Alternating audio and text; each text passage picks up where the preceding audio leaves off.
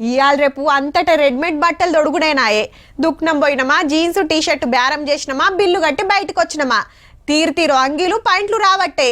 బట్ట కొనుక్కొని టైలర్ దగ్గర గుట్టించుకునేటోళ్ళు చాలా తక్కువైనరు. ట్రెండ్కి తగ్గట్టు మారాలి కదా మరి.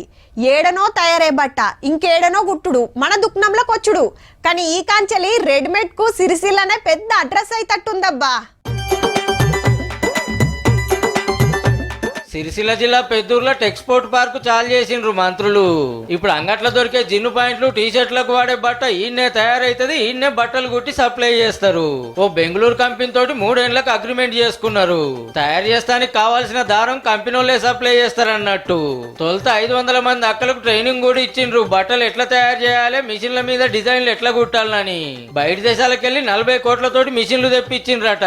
1000 కుట్టు మిషన్లు పెడితే షిఫ్ట్ కు 1600 మంది అక్కలకు పని దొరుకుతుందట. వర్కర్ టు ఓనర్ కావచ్చు, ఈ అపిరల్ పార్క్ యొక్క పూర్తి సహకారాన్ని అందించి ఈ ప్రాంత నేతన్నలకి జీవనోపాధితోటి పాటు పరిశ్రమను కాపాడాలి. పరిశ్రమలతో పాటు పరిశ్రమపై ఆధారపడి ఉన్న అనేక మంది, వేలాది మంది నేత కార్మికులకు సంబంధించిన సంక్షేమానికి సంబంధించి ఎక్కడ కూడా వెనకాడకుండా ముందుకు పోవాలని.